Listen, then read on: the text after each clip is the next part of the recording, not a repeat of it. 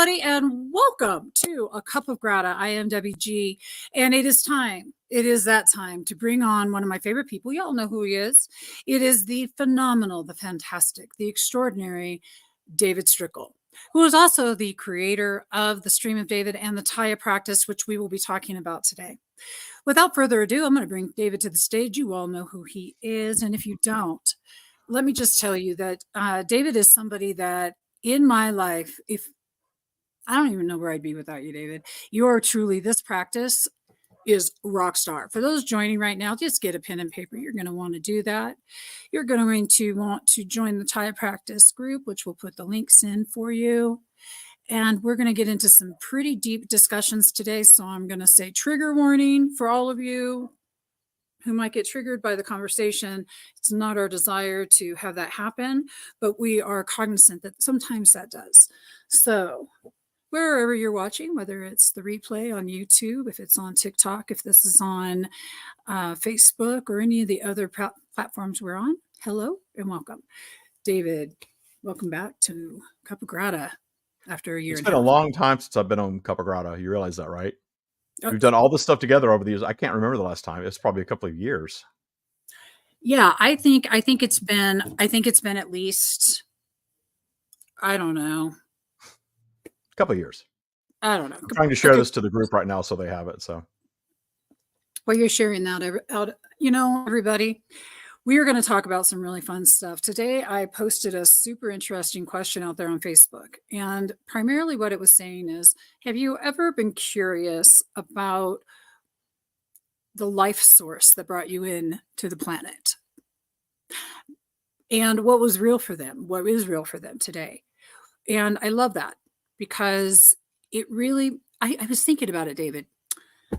When was the last time I actually considered not just what was real for my mom, but the fact of looking at the life that she's led through her eyes? I mean, there's some extraordinary things to be able to look at and see, to be able to know that she's definitely done the best she could do with what she had, just like all of us do. So that's one of the things. How'd the sharing go? The sharing is okay. It's going to the Tya Practice group, and we're live right now on my YouTube channel as well. So I just want to make sure of those housekeeping things before we dug into our significant topic. And I'm glad you did the trigger warning, because we're going to talk about something that triggers people. And the reason I want to talk about it is because it triggers people, and I want to address the triggers. Yeah. And this is coming up today because I told you before that I posted TikTok this week. I've been on TikTok since 2020. And sometimes I post, sometimes I don't. When I'm inspired to post, I post. I was inspired to post something this week, download very quickly, sort of jotted down what I wanted to talk about, ran outside, hit play, hit record on my phone and recorded this, came back in, cut it down a little bit for time, stuck it on TikTok and forgot about it. And we're at 100,000 views as of today. I love that. Which is a lot for me. I know there are people that get 1 million views on TikTok, but 100,000 views for something like what I talk about is pretty good. I'm not dancing. Yeah. Well, you're not dancing. Well, I'm not wearing gray sweatpants dancing, so I don't get that much attention. But the topic, it was a big topic. Well, I could do one better. What's that? And I interrupted you on purpose. I can actually show them the video real quick. Oh, let's do it. It's not a very long video, so watch the video and then we'll unpack, as they say. That's a good idea. Absolutely. Yeah. Absolutely. All right. So everybody, we're going to put this on really quick. This will change your life, so stay with me here. All humans operate in a belief system. It's like we're computers and our belief system is our operating system. And we're awakening from a period where our beliefs were heavily influenced by institutions of control. Things like religions, cultures, and governments. They told us what to think and how to believe. And that worked in terms of building societies. It got us to where we are now. And because of our advances in things like travel and communication, we're coming together like never before and learning from each other.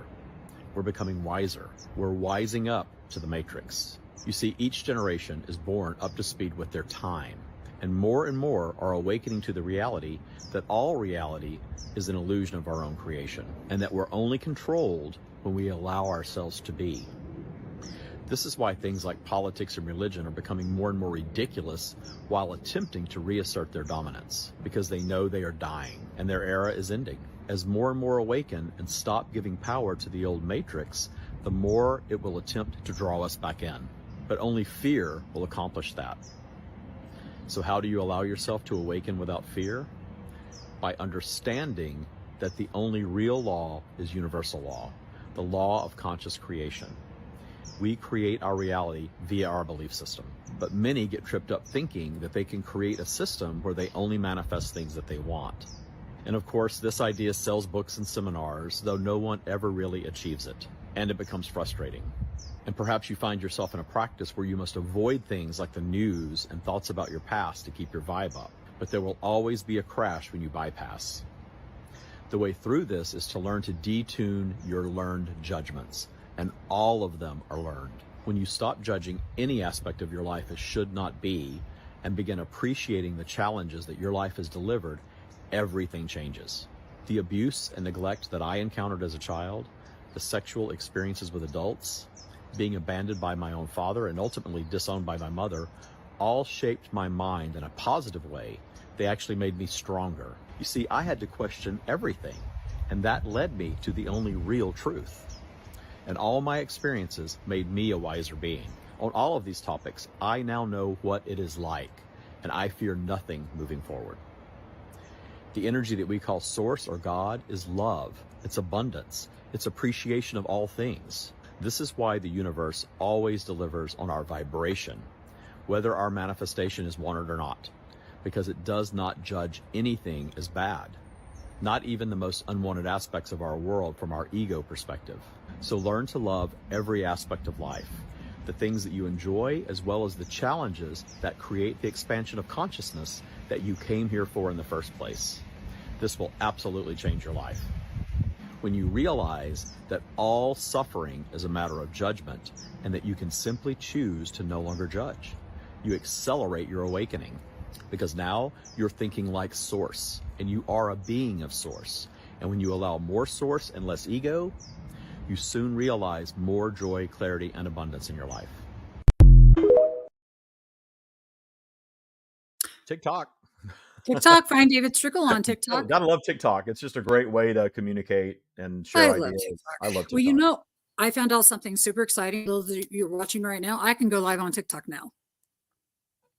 Well, good, because we can do lives together on TikTok. We can do lives together. I have not done a live on TikTok yet. I've been on there for all these years. I do clips and videos and stuff, but I don't do live. So I will, maybe later today.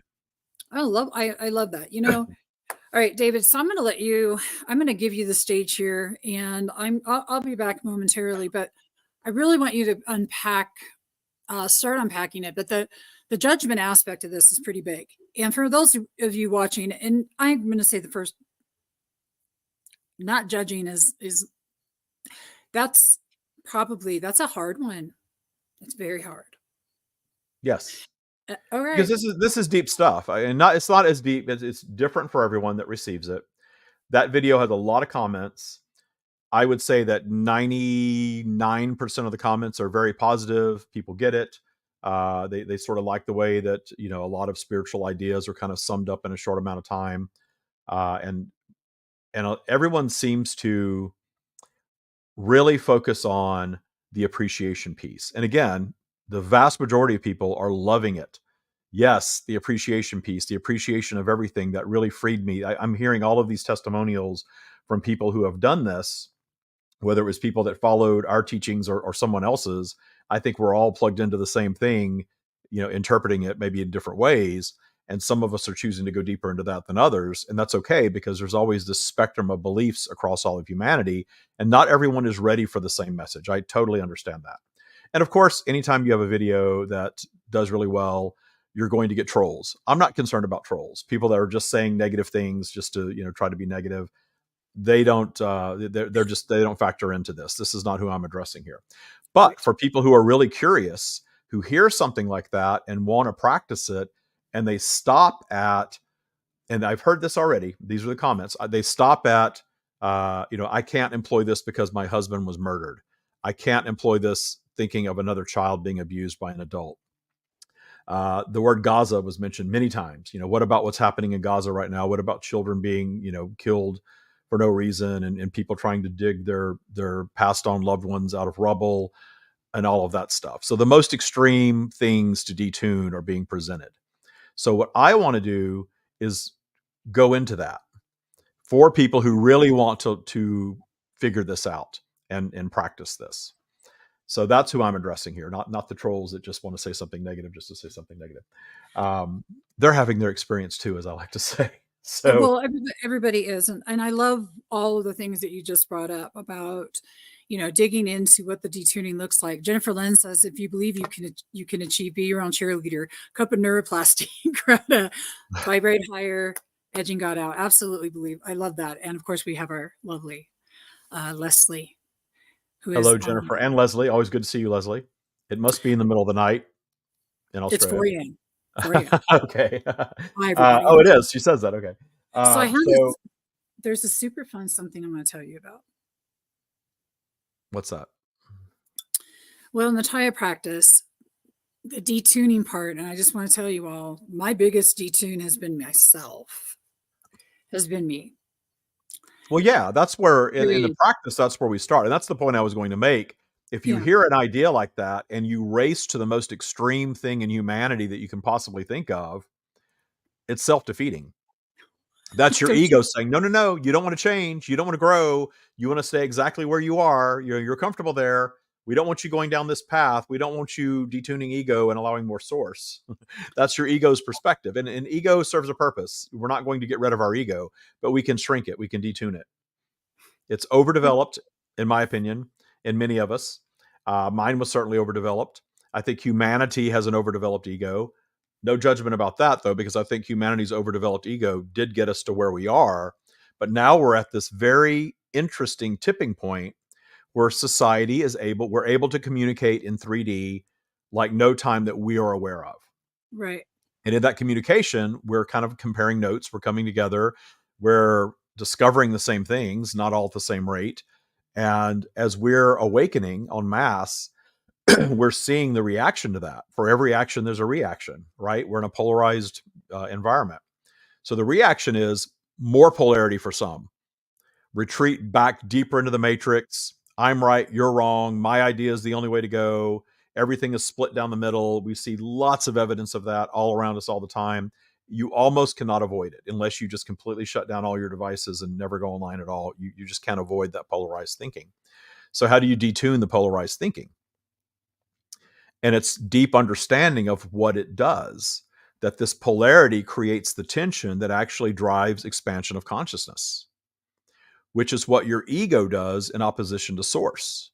So everything that we label as evil, that we like to think is maybe some demonic energy or some, dark, even spiritual people will think about dark energy and dark forces. I have gone very deep into all of this. I've gone very, very deep inward. I have meditated for all this time, to just go deep and allow what we call source to flow through me. And that's how I channel the stream. And everybody has this connection. I have gone really deep into allowing it as much as I possibly can as a human being without living on a mountaintop somewhere and shutting myself off from the world. I did shut myself off for a while to get there, though. And in that depth, I came to realize that the dark energy is our own creation that separates us from source. And again, it's vibrational. So it's a spectrum, right? There's the lowest vibration, the highest vibration, and everybody's operating somewhere in between. So the lowest vibration, of course, is going to be harmful. It's going to be, let's destroy other people. Let's, harm other people and not even care about it. That's a very low vibration. Self-harm is a low vibration.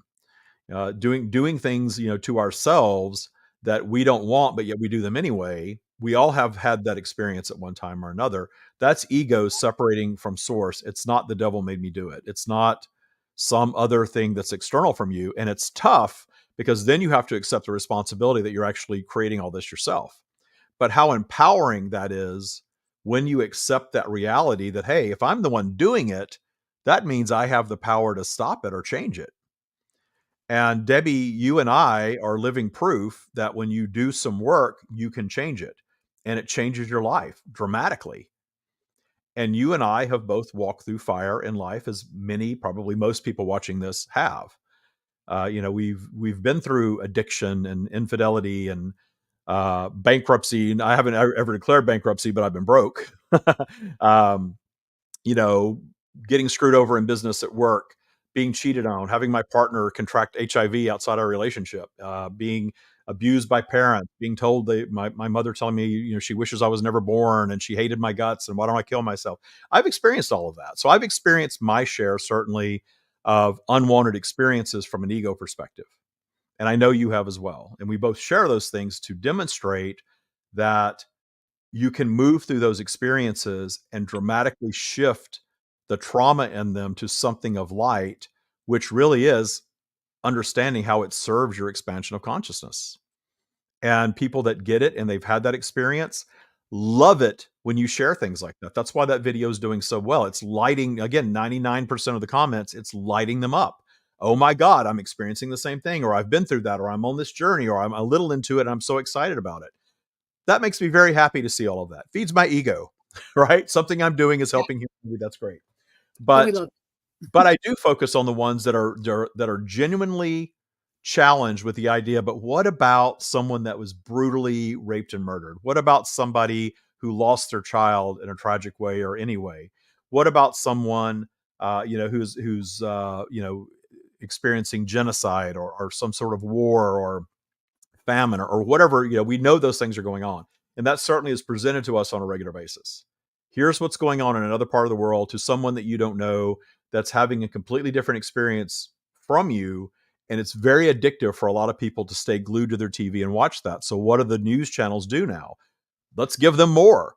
When we feed them fear, we saw that during COVID. I remember turning on CNN during COVID and they had a death count ticking on the screen.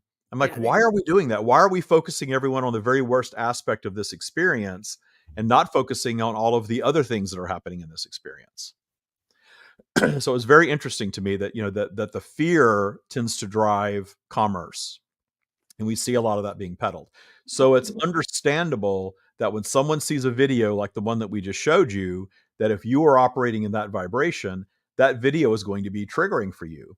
But you didn't see it by accident. I understand algorithms and all of that. But if you're stopping and listening, because if you notice the video, the appreciation of all things is about 3 minutes into that video, which means somebody sat and listened to me, the bald dude, for 3 minutes for some reason, only to be triggered by it. Because it's pretty benign stuff until I get deep into it, right? So the triggers are, how do you do this? How do you do that? So that's what I want to get into. I love that. Well, I want to talk about a couple of the things that you brought up because they're so good. The idea that you've created your reality.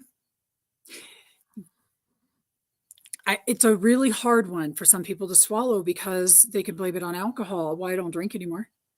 They could blame it on yada, yada, yada, yada, all these things happening out externally. But I think that you touched on this. Is only when we take full responsibility and accountability, at least in my experience, with loving appreciation of who I am in my extremely freaking imperfect humanness that I love. But that accountability is so huge. And I'm like, David, we're still alive. We're breathing. We've taken accountability. Y'all know this, right? Well, unless you're watching this later, then maybe not, but that's not the point. Well, taking accountability is not about beating yourself up for what you've manifested. No. Because we manifest all of it. We create all of it, even if we don't know how we create it. And we can go into that as well. But it's the racing to the worst case scenario. And if you're doing that to troll, again, that's fine. Do your troll thing. But if you're doing that in frustration because you want to practice this and you don't know how you wrap your mind around it, here is step one. Step one is understand that is your ego presenting something to you to stop you in your tracks from expanding. And if you try to start with the worst of the worst, I did not. I was trying to detune my mother My mother disowned me. She was not a great mother. She didn't want to be a mother. She made that very, very clear to me. We had a very tumultuous relationship when I was a teenager. Then we became friendly for a minute. When I got a little older and started making money and started doing things for her, in my 1920, I started my own business and I had some money, and I remodeled her apartment. I bought her a dog and all this stuff. We kind of became friends, and it was nice to be friends with my mother. I'd never been friends with my mother, and it was a good relationship. And then I moved off to Atlanta and came out of the closet. I moved off to Atlanta to come out of the closet. And then I met somebody. And once I met somebody, it was time to tell my parents that I was gay. And when I told her, she simply hung the phone up and she wouldn't let me call her back. So I waited a year, called her back a year later. It was around Christmas, and finally made her speak to me. I wouldn't stop. I was harassing her, really. I wouldn't just let her, do that anymore. And we had it out, and that was it. We never spoke again for the rest of her life. 20 years went by.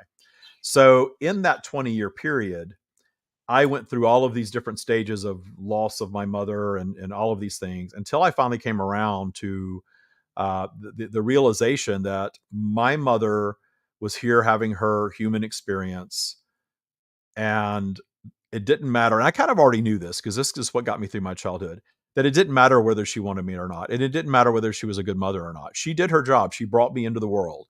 And here I am having my human experience.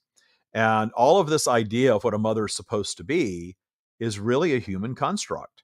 I started sort of unraveling human constructs early on because I knew I didn't have good parents, that were really doting on me and loving me the way they were supposed to. And I knew I was gay when I was 6. So, when you're not what the world tells you you're supposed to be, that really makes you question everything. I saw that as a gift early on. Even when I kept it hidden, I knew it was a gift. So that gift of that type of childhood is what led me so deeply inward to discovering that my mother was just having her experience, and it was a very troubled experience, but her soul came here to expand consciousness. And having a lifetime of troubled experience, she lived into her early 70s. So this woman had 70 years, from my knowledge, of turmoil. I don't know that she was happy for very long in her life at all. I'm not aware of that. My grandmother said she was a miserable kid. She was a pretty miserable adult. And certainly, toward the end, my brother tells me she was a very miserable person at the very end.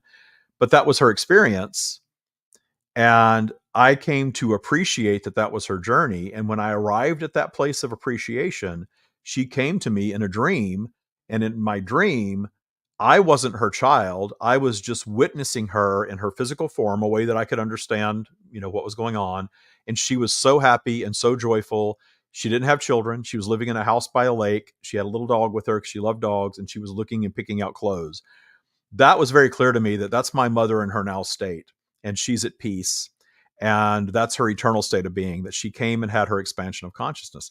Well, since I had that dream, she's completely detuned for me. There's nothing triggering about my mother whatsoever. My father just passed away. They've been divorced for years. My stepmother and I talked about my mother quite a bit recently, and there was no hidden trigger in any of that experience. So I know my mother is fully detuned. Well, we can detune anything. We can detune anything. So you start with yourself and your own stuff, because this concept that we're supposed to fix the world by being a keyboard warrior, sitting in, what about Gaza? What about Gaza? Well, what about Gaza? Are you traveling over there to try to stop this war? Of course you're not. You're just racing to what about Gaza to stop yourself and perhaps inspire others to stop from going down this path. If you want to do that, it's fine. If you are challenged and don't start there. You're sabotaging yourself. Start with your own stuff, because that's what happened for me. I started detuning my things. I started coaching other people to detune their things. That continued my own detuning work, which then just automatically ripples out externally. And there was a time, and I'm going to go deep here, and don't leave because I'm going to trigger you. I viewed, we had lots of mass shootings going on in the United States. And it's calmed a little bit, but certainly is still a thing here, right? Well, a couple of years ago, something popped up, Facebook or somewhere, about yet another mass shooting, and that used to really bother. I would read about it. Why is someone doing this? Let me try to understand it deeper, and I would be a little triggered by it. I wasn't triggered. I found myself at peace that I'm not having that experience. I'm not in it. I am certain they're suffering in it. The loved ones, the people that survived, that will have that terror as long as they hold on to it. people that were injured and having to overcome wounds. The people that got off the best were probably the ones that were just released from their physical vehicle, in my opinion, and returned to their completed state. And they probably, in that state, have full awareness of the value of what they experienced. So what I have seen from Source looks like we are infinite beings. This lifetime is a grain of sand in an ocean of sand. And in the eternal state of being, you're aware of how temporary this life experience is, and that it's not meant to be forever. It's not meant to be perfect, certainly, because no one's is. And it's a spectrum. Some of us are experiencing more extreme things, some of us less. But Source has made it very clear through me that we really have it backwards. What I call the matrix, the collective consciousness of humanity, works in reverse of universal law. And by that, I mean, we think the lucky people are the ones that are born into quote unquote privilege, the ones that are born into doting parents and, wealth, or at least, comfortable lifestyle, ease. You go through life, life is pretty easy, and you get all the way through and it's just been so easy. But very, very few people are experiencing that. And I have noted in my life that there are people that are born into great ease that will still create some type of disruption at some point in their lives, whether it's illness down the road or a rocky marriage or a bad business or financial ruin or whatever it is. They're going to create something for themselves to have that experience. So I'm sorry, go ahead. They're bored in the house. So Source has said the beings that are projecting, we're all projecting in vibrationally as a vibrational match to the experience that we're seeking to have, the expansion of consciousness experience. Expansion of consciousness does not occur in ease. Expansion of consciousness occurs into be born into an unprivileged situation where you are struggling and you are suffering and you have that experience. And if you're not judging it from an ego perspective, then it's an experience. I experienced coming and starving to death. I experienced coming and being a victim of murder. I experienced coming and being abused by my parents systematically. I experienced coming and not even making it out of the womb for some reason. It's a whole different mindset, but I don't think you can start there. I don't think that's not a finish line, but it's certainly not a starting point. Well, I have a question though. The question is simple. If you're triggered, because I get this, if you're all triggered, what's in the trigger? Why? Have you asked yourself why? Yeah, that's the first, when I don't get triggered much, and I'm not completely detuned, and I'm sure as hell not perfect, and I will never present myself. If I ever present myself as perfect, stop listening to me because something's wrong. Something's very wrong. Something's really wrong if I start saying I'm so perfect guru, because I'm not. I am a student of the stream's teachings. I do like to separate the stream from myself simply because all of this I get from the stream. I'm a conduit to share it. I am a human being practicing it, just like everyone else. And I love to share my practice of it. When something goes wrong in my life or imperfect in my life, I'll be the first one to share it with you.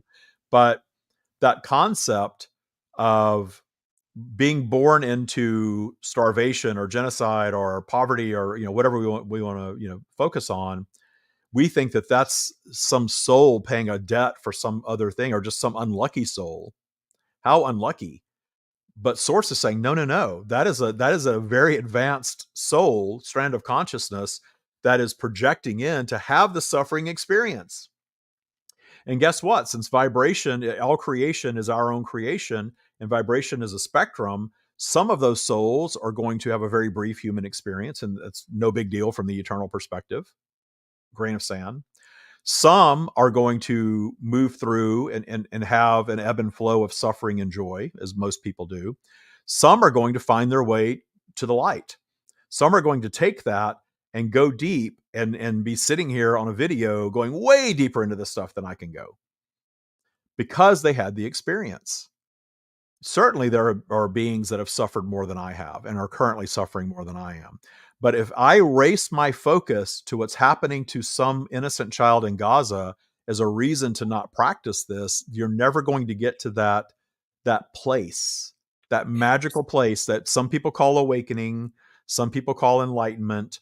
I don't use the term enlightenment much because it sounds like a switch is flipped and suddenly you're enlightened and everyone else isn't. You're superior, because that's not true. You already said it. Reconnection. It's a reconnection.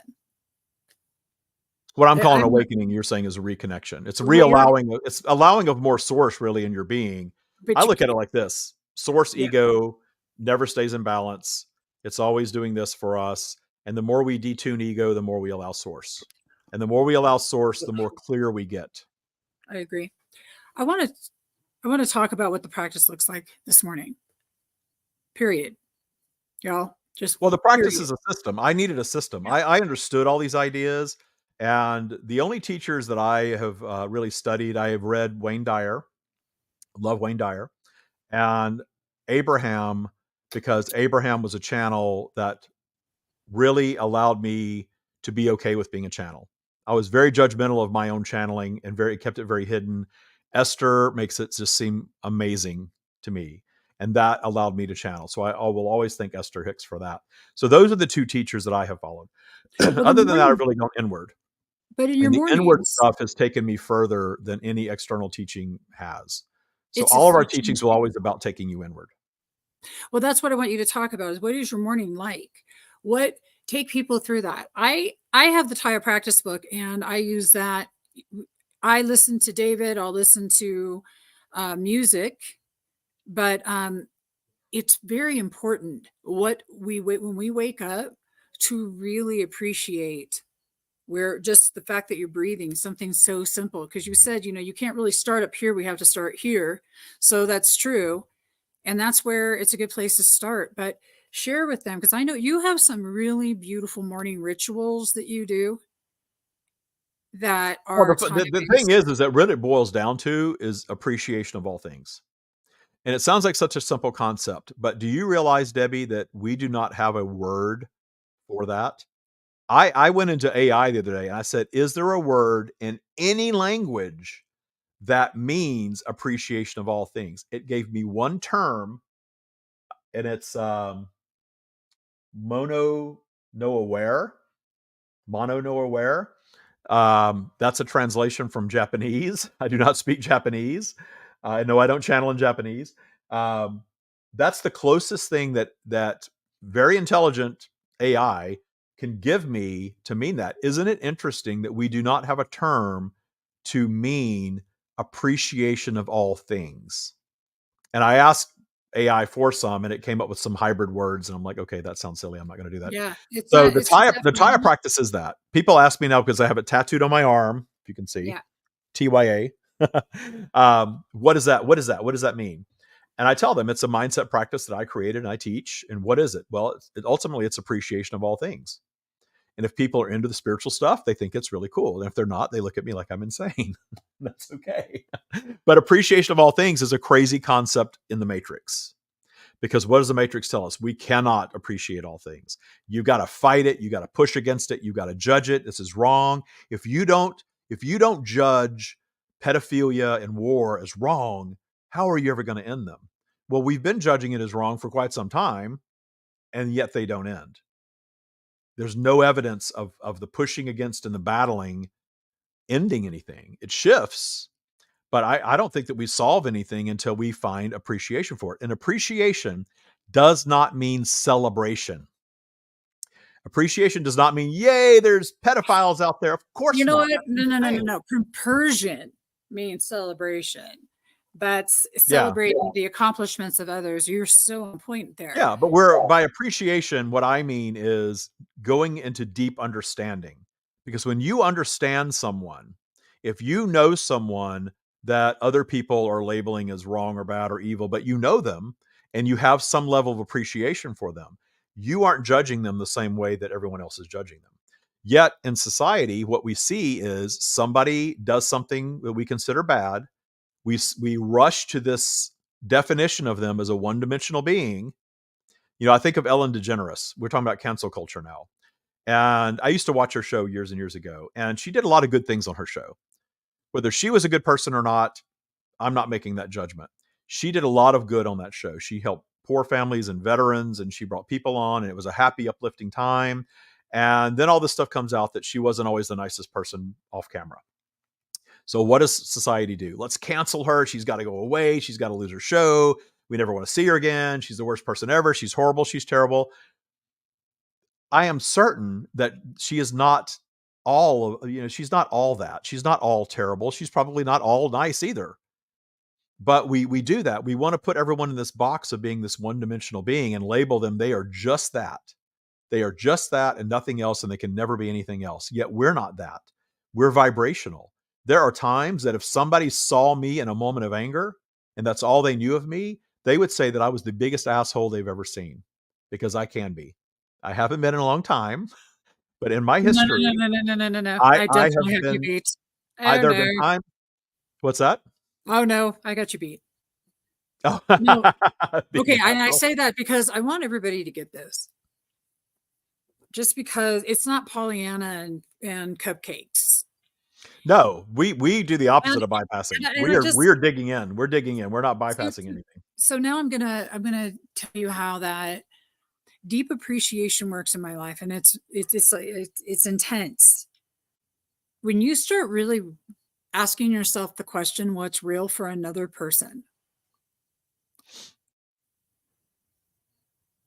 with the willingness to be understanding and not judge it and just sit there and then internalize that, what parts of this are me? Talking about triggers, it's within you.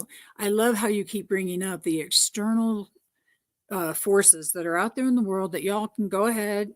But my question is it working? How's that working for you? Because David, I'm pretty sure that you just said that that's not changing.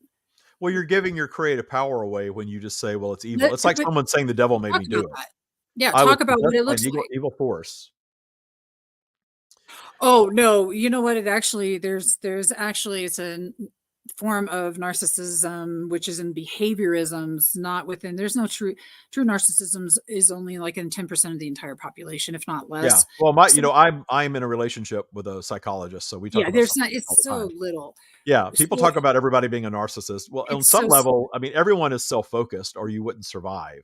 thank you. But this You have an particular, ego that drives you through life, and yes, you have a self-focus. You can't say you're a completely selfless being. You wouldn't be here correct. if that were the case. Yeah, that's what your But ego is really for. this is about a vulnerable narcissism that is within. I couldn't do that because of this. Or Yeah. no, I lost my kids because the system sucks. I am fat because because you fed me too much. It's not because I fed me too much. No, I mean, Well, claiming ownership of your stuff is a huge, for I don't know about 12-step programs, but I know claiming ownership of your stuff has got to be claiming a ownership is not massive beating, step. It's not part of it. claiming ownership is not beating yourself up.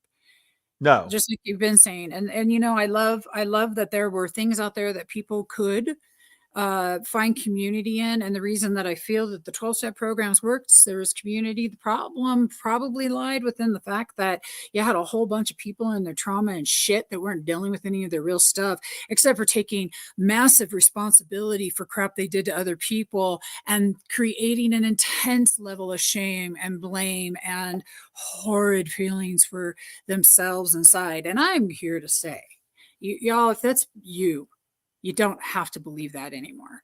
There's another way to do this where you love yourself so deeply and fully, including, oops, did I do that? Because you spilt the damn milk. And Tya gives us the tools to own that I spilt the milk without excuses, knowing that I love myself enough to know that I spill milk. Yeah. Well, And when the you thing hear, is, most of us need tools. And the reason I created Tya is because I understood what Wayne Dyer was saying. I understood what Abraham was saying. I understood what I was getting from the stream. yeah, But how do you apply that 24/7 in your life? How do tell us. because you read a book, you go to a seminar, you take a course, you get all excited. This is going to be my new way of life.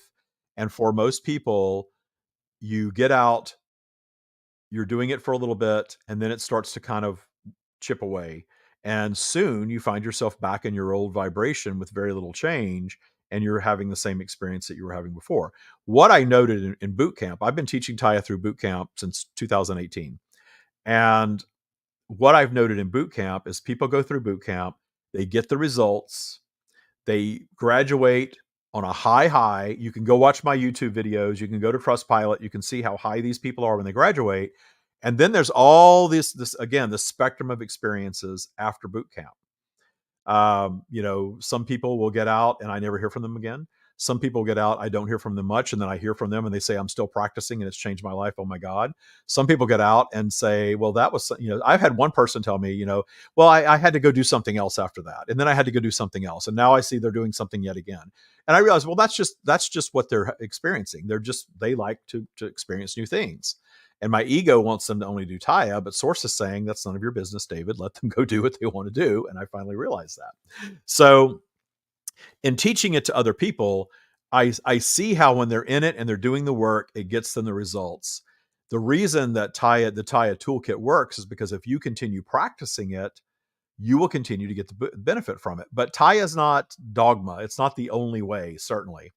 I think that the power is within us, and anything that we choose to give power to will work for us. That's why I will say that religion is crumbling because we are wising up to it. I just see that in evidence all around us. But I'm not saying religion is bad, and I'm not saying that it didn't do its job. It served a purpose. It helped shape society to where we are now. Perhaps if we didn't have the threat of eternal damnation, of some sort, maybe humanity wouldn't have come together and created all of the technology and systems and things that we have now. Maybe not. So it's gotten us to where we are now. So instead of demonizing it, let's appreciate it. But we can also discern a preference for something different. I discerned a preference a long time ago that I don't want to be told that I'm going to burn in hell for loving somebody that is the same gender as me. I just don't believe that. I went really deep into that. I struggled with that. I tried to pray that away. My realization was I'm exactly the way that I'm supposed to be, and everybody else is as well. And we're all having our experience. The Matrix is not bad. The Matrix got us here, but now we are recreating the Matrix in a less assertive way because we don't need all of that direction anymore. We know we can know not to kill each other and how to be better to each other, to be better to the planet and better to ourselves without the threat of you're going to burn in hell if you don't do these things that we're telling you to do. And seeing the commerce drivers behind a lot of these rules, because really the whole nuclear family idea, it drives commerce. It does. It brings people together. They create, more beings, more followers of the religion, more members of the community, more workers, more warriors, whatever it is. That's why there's so much conjecture around family units and sexual behavior and identity and all of that stuff, that you're supposed to get together, one man, one woman, or one man and many women, depending on your belief system. And you're supposed to have lots of kids. Birth control is a sin. Abortion is a sin. Have lots of kids. Well, why do we want more people? We want more people because people drive commerce. And the people at the top of the abundance pyramid financially believe that more people mean more money. And they want more money. I want more people to buy my thing. I want more people to fight my battles. I want more people contributing in some way financially, because they believe that wealth expands because humanity expands in volume. So when I realized that all of those religious rules around behavior is really about that. And that's okay. Again, all of that commerce and all of those things got us here, but now we see that clearly. And what we see is a younger generation. I think what a lot of people liked about that video is I talked about how every generation is born up to speed with the time they're born into. And therefore, the youngest generation is more spiritually evolved, if you will, than generations prior. That doesn't mean that we can't get there, but we got them there. That all of that new age thinking period, which started, when did new age kind of come to be? Like in the 60s into the 70s? Actually, no, new age started. And then it ebbed in the 80s, 1800s, it was in the 1800s. Well, I mean, like, when did it really become a thing, though, I think it really kicked off in the late 1950s. What you're really laying claim to, honestly, is something called the 100th monkey. It's social change, and social change 2.0, if you will, or 3.0, because the 100th monkey is exactly that. Children, the babies are the ones that started washing their yams when they did the studies back in the 50s in Hiroshima. Yeah. And then, right. Because the thinking evolved. The new ones are born up to speed with that vibration, and they're automatic. That's why a little kid can take a device and just figure it out and grandma can't figure it out to save her life. That's yeah. what's going on there. And we do see evidence of that. So it's easy as a Gen Xer, we're a cynical lot. It's easy as a Gen Xer to look at the younger generation now that we're in our 50s and late 40s, whatever you are as a Gen Xer, if you are one, and criticize them.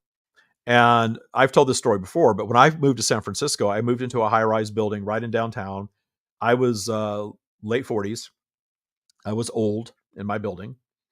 And these weren't cheap apartments. I think the cheapest apartment was like $4,000 a month for a studio back then. It's probably $10,000 a month for a studio now. And the average age in there was 30 something for sure. And I took note that I was the only, guy in a suit getting on the elevator and leaving in a car every day. Out of 400 apartments, I was a rarity. They were all in their pajamas running around with a laptop, with their online startup, or they were working for some company remotely. And, they were international. A lot of them were not from the United States. They played a lot of the time, they were playing ping pong, in the afternoon when I was working. So it was in the beginning, I almost started to criticize, like, oh, these kids living in these expensive apartments and I've got to get them in. I'm like, no, I'm not doing that to myself. Let's appreciate. And the appreciation was, wow, they get it. My anger is jealousy. I wish I had figured that out in my 20s, not thinking that I had to work my ass off in some corporate thing and climbing the ladder and moving all over the place, where I was told to move and do all the things that I did because I thought I had to do that. And, here they are just getting it. They're free. They're not getting married. They're not working for corporate. Many of them now, the youngest generation, they don't even want to be identified as a gender. And the older you get in the population, the more insane that sounds to them. But to the younger generation, this is just how it is. I don't want to be defined that way. I'm going to be non-binary. And that's still something that I understand what it is. But when somebody tells me they want to be a they, sometimes I still get tripped up. I'm like, you just kind of seem like a female to me. So I'll say she by default. And you can get yourself in a lot of trouble doing that, as you know, these days. But you can't. Well, I just want to acknowledge, though, something that you did. And just in case anybody missed it here. So one of the things that we do is we take self-accountability here. We ask ourselves what was going on. And let's acknowledge where David just very clearly said, the reason that I was jealous was simply because I was having exploring your trigger is a huge gift, and it's a huge part of this practice. But I want everybody to grasp this, and I want you to hold on to it and realize what he just did, because this is so big. You can sit and you can talk about other people and what they're doing. I'm going to tell you something. I get up every day and I exercise and I do what I'm going to do, and I do it for me. I do it for what's best for me. When you're out there and you find yourself judging another person for what they're doing, do what David just did. Yeah. Period. Yeah. Why am I experiencing this way? Because if it's anything other than appreciation, you're an ego. That's the thing. The practice is detuning your ego and allowing more source. That's what it boils down to. It gives you the tools to do it. Yes. But that's what we're doing here. We're detuning our ego. We're detuning our judgments. We're detuning our life's transgressors. Start with your own personal transgressors, then watch the ripple effect that happens with external transgressors. External transgressors are the things that you witness that send you racing down your spiral. A child being harmed, a dog being abused, war, all of that stuff. And I understand. This is not about becoming a callous, uncaring person. We still get to discern a preference. My preference is peace. My preference is a healthy planet. My preference is a healthy society, certainly. Absolutely. But it's a preference. But when we start labeling things, and this is huge, this is a huge part of this practice, when we slap the should not be label on something, then we're judging. So if I think back to, being abused as a kid or neglected as a kid, and I think about, that shouldn't have been, society tells me my parents were wrong and I got a raw deal. You all know, if you're watching this, that if you stay in that vibration, you're going to create that reality. Well, I'm a drug addict today because my mom didn't love me. Or I abused my kids because I was abused as a kid. Those excuses that we use because we are labeling something should not be. And what does it do? We focus on the exact thing that we don't want, and we create more of it in some way. You don't want. And so if we do that in our own lives, just think of what we're doing collectively when we look at war and all we're thinking is that shouldn't be. And I'm going to watch this every day and I'm going to think about how it shouldn't be. I'm going to go on the internet and type about how it shouldn't be. And that's all I'm going to do, and send that energy to it. We're contributing. I'm not trying to point fingers and blame and say this is your fault or any of that crap. But I'm saying is I do believe that we are contributing to the vibration of that which we do not want when we focus upon it. Can we just say that for a minute here out loud? Do you really think the best thing we can do for people is to feel sorry for them? I mean, really? The best energy Well, we really, that somebody is, pity is I always feel rooted in ego, sorry. because what you're I thinking feel is, I don't want that to sorry. happen to me, right? Well, yeah, I don't want that to happen to me. We internalize it. We make it all about ourselves because we're selfish people. We're selfish. I hate to tell you. Well, human nature is Human nature is self-providing, selfish. sure, of course. Absolutely. But when I step into this, your power, it's just right within you, and anything that you're looking externally. David, you're so on point. Do what you're going to do and do it now, period. I literally, you know what? Yesterday, I filled up my water bottle because I've been exercising and I need some more weight. So I simply lost the excuse, filled it with water and then used it for weights. Not because I can't go get weights, but because I don't want to put off what I could be doing right now when I could be doing it right now. It's very, very simplistic. And every morning, because we're coming to the end of the show, and I really want to drill this stuff home. Every morning we have our book to read. Okay. We're here. And every day we read this as a guide, as a, what can I focus on differently? This is the Tya Practice book. Okay. You can find this at thestreamofdavid.com. You can find this on Amazon. It's a #1 bestseller. You really need to get this. This is an excellent start. You know, David was saying in the beginning of the podcast that we can't just start here, you know. So you start where you can. And if you can't do the book right now, don't let that also be an excuse for you, because we have the Tya Practice Yeah, group. I want to touch on that too, because I will talk about another way people sabotage themselves is they'll hear a teaching from someone and they'll hear me say boot camp and they think, oh, you're just trying to sell me boot camp. I had somebody one time on a TikTok say, I don't trust what you say because you have links in your bio. It's like, most of my links is to free stuff. What are you talking about? But here's the truth. I teach Tya everywhere, all the time, for free. Podcast, these videos, YouTube, I don't hold anything back. So if you're using that as an excuse, you're doing that to yourself, because I offer this for free. I want all of humanity to get this. Does the book go deeper and help you more? Absolutely it does. It's also on Kindle Unlimited, which you're part of Kindle Unlimited. It doesn't cost you anything extra to read. I don't know what you pay for Kindle Unlimited, because I've gone back to old school. I used to be a Kindle person. I've gone back to hardcover and paperback. But so you can read the book there. We will get the book into libraries at some point, but we have to get off of Kindle Unlimited to be able to do all of that distribution. So we're still in Kindle Unlimited right now. Boot camps for people that are ready for boot camp. I don't think boot camp's for everybody. If you want to spend 12 weeks working on a program and you want to invest thousands of dollars in your learning of Tya, then that's for you. But you don't have to do that. You know, I love the people that do. I have not really promoted boot camp in quite some time, but people still enroll. They come to me and say, I want to enroll. I say, this is what you're going to get. This is what you're going to need to do. If you're not ready for that, you're wasting your money. Don't do it. And they enroll anyway. So, Well, so they do all of that. So no, this is not about getting you to try to spend money on anything. So if you're sabotaging yourself that way, or if you're sabotaging yourself with thinking, well, this guy's telling me to appreciate, and I can't appreciate this list of things, so I'm not going to do it. Explore that if you want to. Explore, am I just sabotaging myself in some way? Can I do this? Step 1, detune your judgment of the financial system, because if you're not where you want to be financially and you're judging the system, that's a big reason why. That's all I'll say about that. Step 2, the detuning. Appreciation. Appreciation means deep understanding. We seek to deeply understand. We don't give it power by judging it and saying it shouldn't be. It's pointless, because it is.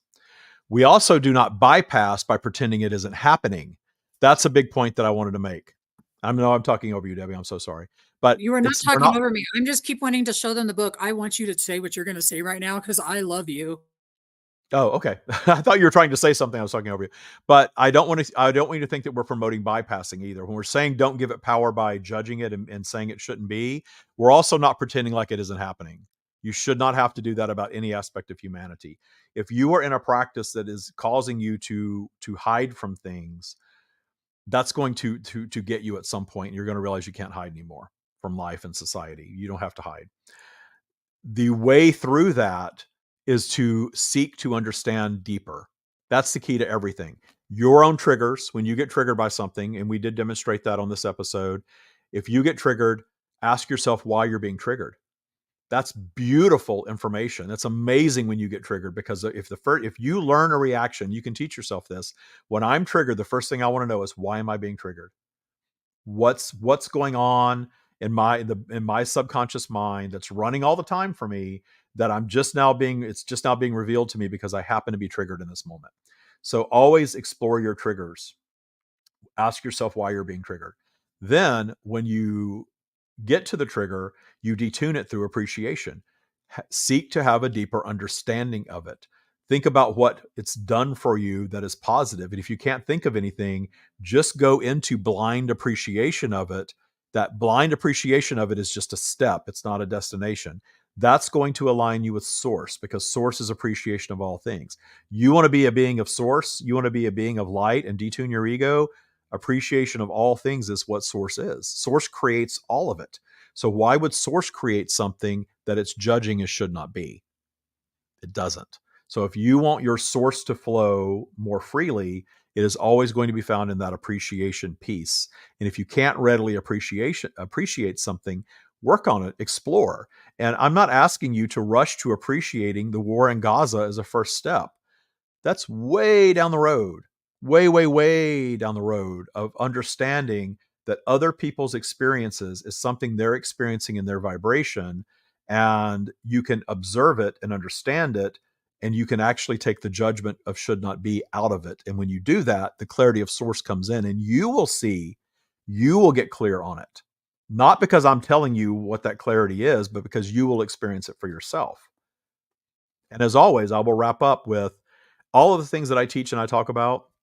I'm giving you morsels to go apply in your life if you choose to do so. This isn't gospel that anybody has to follow. Try it for yourself. Do your own experimentation and see what it does for you. If it works for you and you like it, consume more. If you're not into this and it's not your thing, then it's not your thing. There's something else that's out there. Thank you, David. Once again, today has just been rock star. Absolutely. thestreamofdavid.com. That's where you all need to be going. Purchase the book, The Tya Practice. Let us also please mention Katrina Wonders, please. Katarina Wonders. Katarina. I'm not even. We knew her as Kat for a long time, and now she's gone back to she really wants to be Katarina. So. Katarina Wonders. Love you, Katarina. My co-writer, fabulous co-writer of the book, The Stream of David. Absolutely. She's a very curious spiritual seeker, and she's been into the stream now for quite some time. She's been through my mastery and all of that stuff, and she co-wrote the book with me. She also happens to be an editor and ghostwriter, and she asked the questions of the stream that we think most of humanity wants to ask of something like that. So that's what the book's all about. And you really want to grab it. Again, you can watch it on Amazon Unlimited, I believe is what you said. Or no. The book? Kindle Unlimited. Kindle Unlimited. Somebody asked why it's called Tya. Thank you. Tya originally stood for Trust Your Abundance. It still does. Great question. I was really into law of attraction before I kind of moved through that more into, going into this deep appreciation of all things, the thing that we don't really have a word for. And what I came to understand is that it always comes down to trust. That even when whatever you're wanting to experience isn't there, when you trust that it will be and just relax into that trust, it eventually shows up. And the more efficiently, I won't say faster, the more efficiently you trust, the quicker things happen in your life. So it really all comes down to trust, trusting the universe, trusting your own well-being. Abundance means whatever it is that you want to experience. I love that. It's a hard one to swallow for some. Yeah, it's hard. Well, the matrix, if you will, teaches us the exact opposite. Don't trust. Work hard. Work hard and maybe you're lucky, or maybe you're born into the right circumstances. And if you're not, oh, well, you're screwed. That's not true, because I was certainly not born into the best circumstances, but I did trust my way through it. And that's really it. And, I know that for some of you, even the word trust could be a trigger, and I fully appreciate that. And I encourage you to ask yourself why, and to really take a deeper look into the masks that you're wearing. And I encourage you to get books like Tya, to join the Tya Practice on Facebook, to go to the streamofdavid.com, which it is going across the screen. If you're listening on the podcast, the streamofdavid.com, go buy your book.